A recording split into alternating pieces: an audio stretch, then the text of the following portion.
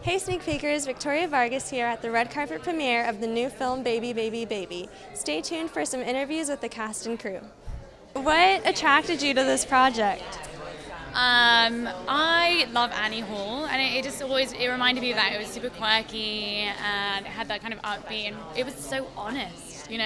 I think it's so rare that you get to see such an honest script these days about what love is and heartbreak and the fun moments. It was really nice to kind of see that recapped, and I like my role. Okay, can you tell us a little bit about your role with this project? My role went through a lot of different names, which is a weird thing to say out loud.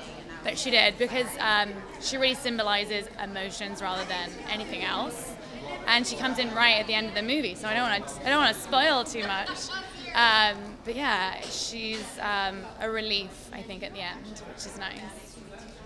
How do you think this film is different from other romantic comedies that are coming out nowadays?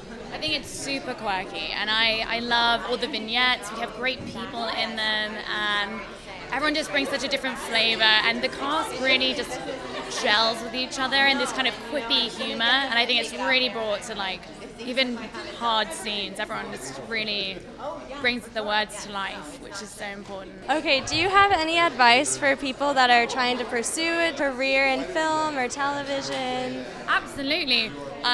Don't sell yourself short. There's so much out there for us, and if work doesn't come to you, make your own work. That's what Brian always does. It's what all the cast members have done in their careers along the way. I think everyone can be inspired by themselves, and they should be.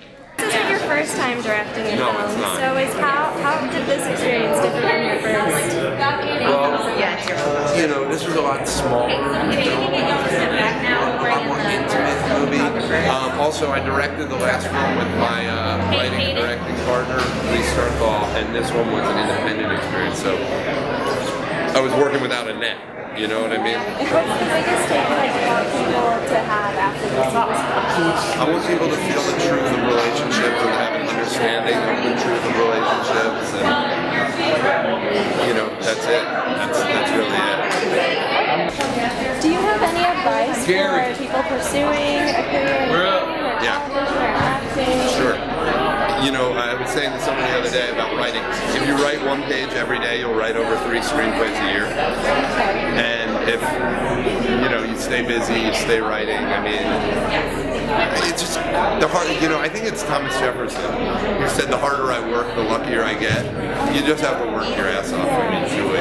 Find something that you're committed to. It's hard. Can you tell us a little bit about your character? Yeah, I can.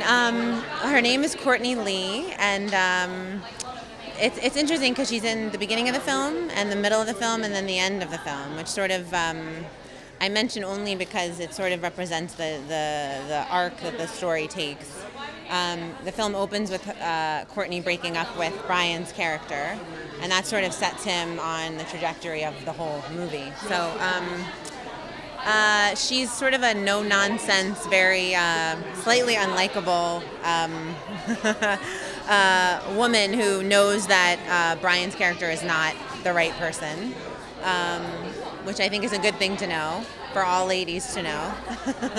Not only what you want, but what you don't want. But so yeah, I think that's a kind of a good description. Yeah, it's a really beautifully written movie, and I haven't seen it, but. I'm sure beautifully directed movie as well. Yeah. So how does this character stand out from characters you've played in the past?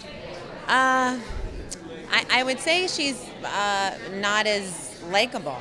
I think she's she doesn't really have an agenda of being liked. She wants to take care of herself and wants to have a family and doesn't think that he can do it for her. So I like that about her, kind of immediately.